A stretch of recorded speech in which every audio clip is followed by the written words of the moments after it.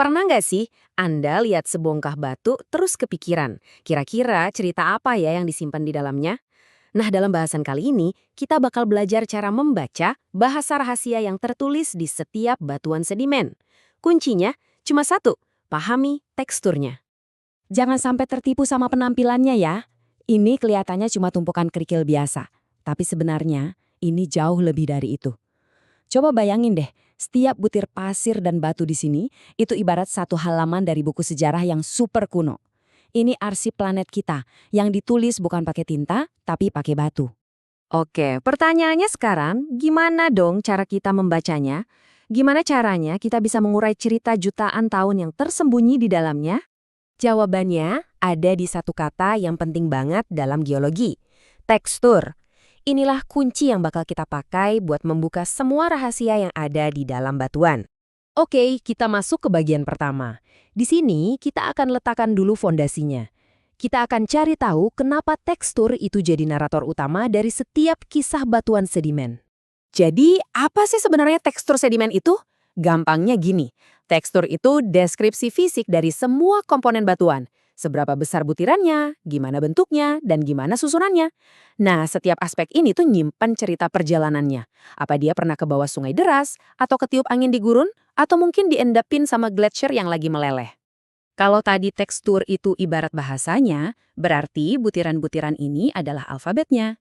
Yuk, sekarang kita kenalan sama huruf-huruf dasar yang ngebentuk cerita geologi ini. Kalau di laboratorium, ceritanya beda. Presisi itu nomor 1. Lihat deh, ini skala Uden-Winthrop. Skala ini super detail, mengklasifikasikan semuanya secara sistematis. Dari bongkahan segede gaban sampai lempung yang halus banget, tujuannya biar dapat data yang akurat dan bisa diukur. Tapi pas geolog lagi di lapangan, di lereng gunung, atau di pinggir sungai, kondisinya kan beda. Nggak mungkin bawa alat lab yang ribet kan? Mereka butuh cara yang cepat dan praktis. Disinilah alat kayak bagan perbandingan visual ini berguna banget. Cukup taruh beberapa butir pasir di tengah, mereka bisa langsung perkirakan ukurannya. Cepat, efisien, dan efektif banget. Nah, sekarang ada satu hal penting yang perlu kita luruskan. Bentuk atau shape dan kebundaran atau roundness itu dua hal yang beda ya. Lihat deh diagramnya. Bentuk itu soal wujud 3 dimensinya. Apa dia mirip bola atau pipih kayak piringan? Kalau kebundaran itu soal seberapa tajam sudut-sudutnya. Butiran yang baru pecah pasti sudutnya runcing. Tapi setelah kegulung arus, kegesek sana-sini, sudutnya jadi makin tumpul dan halus. Oke, kita udah pegang alfabetnya nih. Ukuran, bentuk, sama kebundaran. Sekarang, ayo kita lihat gimana huruf-huruf ini dirangkai jadi kata-kata yang punya makna geologis. Di sini kita ketemu sama yang namanya pemilahan atau sorting. Gini, kalau semua butiran di dalam batu ukurannya hampir sama, seragam, itu namanya terpilah baik. Bayangin deh pasir pantai, halus dan seragam kan, itu hasil dari energi ombak yang konstan. Sebaliknya, kalau ukurannya campur aduk, ada kerikil gede, ada lumpur halus, itu namanya terpilah buruk. Ini ceritanya beda lagi, ini nunjukin energi yang kacau dan tiba-tiba, kayak longsor atau endapan glacier. Konsep selanjutnya adalah fabrik. Ini udah bukan lagi ngomongin butiran satu persatu, tapi soal gimana mereka semua tersusun jadi satu kesatuan.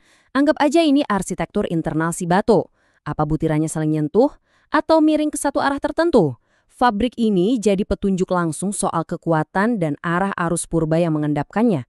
Nah, disinilah serunya. Dari fabrik, kita bisa lihat dua cerita yang kontras banget. Di kiri ada dukungan butir atau grain supported. Butiran-butiran besarnya saling bersentuhan, saling menopang. Ceritanya, batu ini diendapkan sama arus yang kuat, cukup kuat buat nyapu bersih semua lumpur halusnya. Di kanan ada dukungan matriks atau matrix supported. Butiran-butiran besarnya kayak mengambang di dalam lumpur. Kisahnya beda total. Ini hasil dari aliran yang kacau, kayak aliran rombakan atau debris flow. Bayangin longsoran lumpur campur batu, yang ngebuang semua materinya sekaligus tanpa ada pemilahan. Oke, semua alfabet dan kata-katanya udah kita kumpulin, ukuran, bentuk, pemilahan, dan fabrik. Sekarang, waktunya kita rangkai semuanya jadi sebuah cerita utuh. Disinilah kita berperan jadi detektif geologi buat merekonstruksi lingkungan di masa lalu. Caranya, para ahli geologi pakai konsep kematangan tekstur. Anggap aja ini proses pendewasaan sedimen. Mulai dari imatur atau belum matang, isinya masih campur aduk, ada lempung, terpilah buruk, butirannya juga masih tajam. Seiring waktu, sedimen ini terus ke bawah arus sungai atau ombak, dia jadi lebih matang.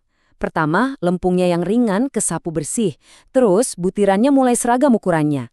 Dan akhirnya, setelah perjalanan yang jauh banget, butirannya jadi sangat bundar dan mulus.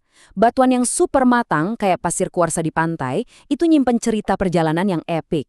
Tabel ini ngerangkum semuanya dengan pas banget. Ini ibarat buku panduan detektif kita. Kita nemu pasir yang terpilah sangat baik. Oh, itu cerita tentang energi yang stabil, kayak di pantai.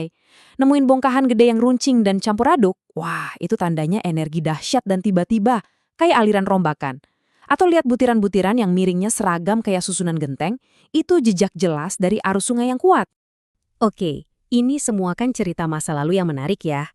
Tapi, kenapa ini penting buat kita sekarang? Emang ada aplikasi praktisnya? Yuk kita lihat. Nah, poin paling krusialnya ada di kutipan ini. Semua detail tekstur yang udah kita bahas tadi, ukuran butir, pemilahannya, cara butirannya tersusun, itu secara langsung mengontrol dua sifat fisik yang penting banget buat industri dan kehidupan kita, porositas dan permeabilitas. Artinya apa? Simpelnya gini, tekstur batuan itu secara langsung menentukan nilai ekonomisnya. Soalnya tekstur inilah yang menentukan apakah sebuah batuan bisa jadi wadah yang bagus buat sumber daya yang kita butuhkan. Misalnya minyak bumi, gas alam, atau air tanah bersih yang kita minum. Coba deh kita lihat lagi gambar pemilahan ini. Bayangin butiran-butiran yang terpilah baik dan bundar di sebelah kiri. Kelihatan kan, ada banyak ruang kosong di antara butiran-butiran itu? Ruang kosong inilah yang kita sebut porositas. Semakin bagus pemilahannya, semakin besar ruang kosongnya. Dan di ruang-ruang kosong inilah minyak, gas, atau air tersimpan. Jadi, dengan paham tekstur, kita bisa prediksi di mana sumber daya ini kemungkinan besar berada. Jadi kesimpulannya, tekstur itu bukan sekedar daftar sifat fisik yang ngebosenin ya. Tekstur itu adalah rekaman dinamis yang menceritakan tentang proses fisik, energi di masa lalu, lingkungan pengendapan purba, dan yang paling penting untuk aplikasi modern, kualitas batuan itu sebagai reservoir, sebagai wadah sumber daya alam. Jadi, lain kali Anda lagi jalan-jalan di alam terus lihat tebing batu pasir, jangan cuma dilihat sebagai batu biasa. Coba berhenti sebentar, perhatiin butirannya lebih dekat. Lihat ukurannya, bentuknya, susunannya. Terus coba tanya ke diri sendiri, kira-kira kisah apa ya yang lagi dia ceritain ke saya?